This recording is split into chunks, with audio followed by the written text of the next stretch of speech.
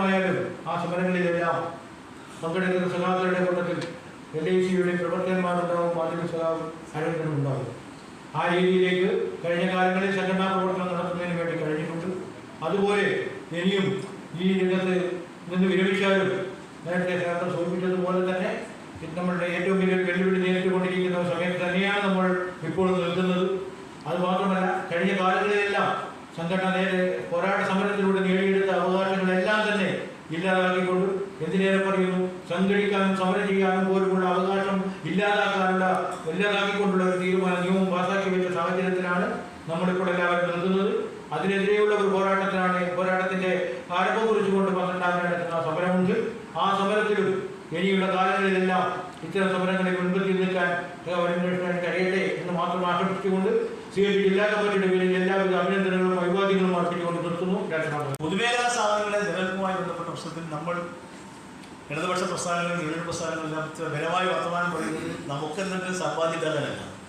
ഈ നാടിൻ്റെ സാമ്പത്തിക ഘടനയിൽ നിർണായകമായി കൊണ്ടുവരുന്ന സ്ഥാപനമാണ് ഈ പൊതുമേഖലാ സ്ഥാപനങ്ങൾ.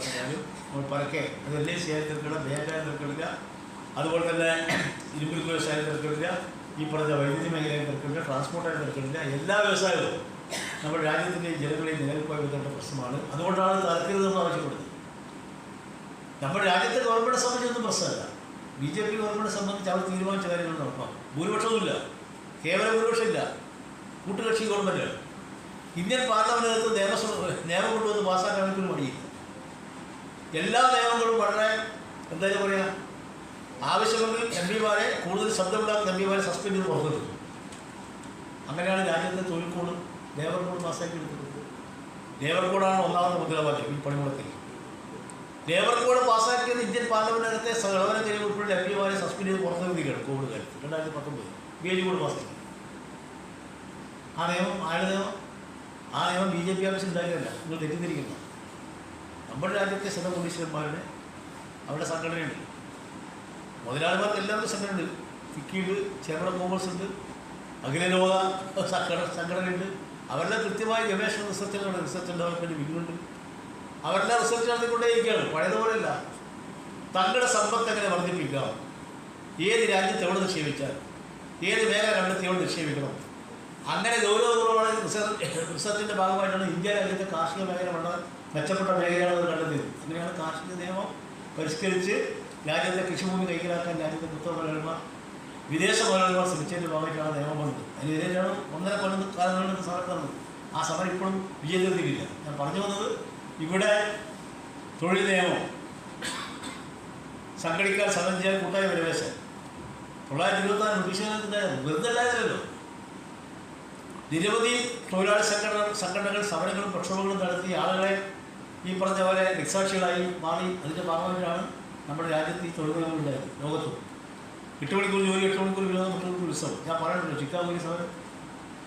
പ്രിയപ്പെട്ടവരെ, ഈ ഇപ്പോൾ പാസ്സാക്കിയിരുന്ന ലേബർ കോഡുമായി ബന്ധപ്പെട്ട കാര്യത്തിൽ അടിസ്ഥാനപരമായ പ്രശ്നം എന്താ? ഇനി തൊഴിലാളി 8 മണിക്കൂർ പണിയെടുത്താൽ പോരാ, 12 മണിക്കൂർ പണിയെടുക്കണം. അത് സ്വകാര്യ മേഖലയിലുള്ള പൊതുമേഖലയിലുള്ള ജോലിയാണ് തന്നെ. 12 മണിക്കൂർ പണിയെടുത്താൽ 8 മണിക്കൂർ കൂലി കൊടുക്കൂ. ചൂട്ട് കത്തിച്ചിട്ട് പോകണം, ചൂട്ട് കത്തിച്ച് വേണം. പഴയ കാലത്ത് അടിമോടമ കാലത്ത് പോലെ തൊഴിലാളി, ഇന്ത്യൻ തൊഴിലാളി പണിക്ക് പോകുമ്പോൾ 12 മണിയാവും, 12 മണിക്കൂറാവും. രാജ്യമെങ്ങോട്ടും കൊണ്ട് പാസ്സാക്കി നടപ്പാക്കി 27 സംസ്ഥാനത്ത്. കർണാടകയിൽ നടപ്പാക്കി പോണ സമരമല്ലേ? കോൺഗ്രസ് ഗവൺമെൻറ്റാണ്. ഇപ്പോഴത്തെ INC സീറ്റിൻ്റെ കൂടെ സമരത്തിലാണ്. പക്ഷേ ലേബർ കോഡ് 1-ാം ഘട്ടം ലേബർ വേജ് കോഡ് നടപ്പാക്കാൻ തീരുമാനിച്ചു കോൺഗ്രസ്. കേരളത്തിൽ സമാധാനമുണ്ട്. മുഖ്യമന്ത്രി പറഞ്ഞുകൊണ്ട് നടപ്പാക്കില്ല. ലേബർ കോൺഗ്രസ് നടത്തി പ്രഖ്യാപിച്ചു, ഇവിടെ നടപ്പാക്കില്ല. ഇരിക്കട്ടെ, ആ നിയമം അവിടെ കൊണ്ട് അവസാനിക്കും.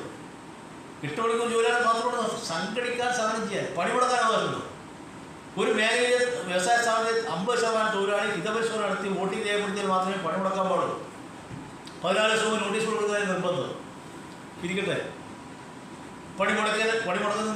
പണിമുടക്കാൻ അവകാശമുണ്ടോ? സംഘടിക്കാൻ സമരം ചെയ്യാൻ കൂട്ടായ വിനാശം അവകാശമില്ലെന്ന് ഞാൻ പറഞ്ഞത് പച്ച മലയാളത്തിൽ പറഞ്ഞാൽ ഇനി സംഘടന ഉണ്ടാകാൻ പറ്റില്ല. ട്രേഡ് നേതാവ് തീരുമാനിക്കാൻ അവകാശമുണ്ടോ? പുറമേ നിന്ന് നേതാക്കന്മാർ ഇനി യൂണിയൻ നേതാവുകളെ പാടില്ല, രാഷ്ട്രീയം പഠിപ്പിക്കും. പുറമേ നിന്ന് നേതാവ് വന്നാൽ അസംഘടിത മേഖല തൊഴിലാളിയെ വർദ്ധ രാഷ്ട്രീയം പഠിപ്പിക്കും. City Gold, Gold and Diamonds, Kerala and Karnataka.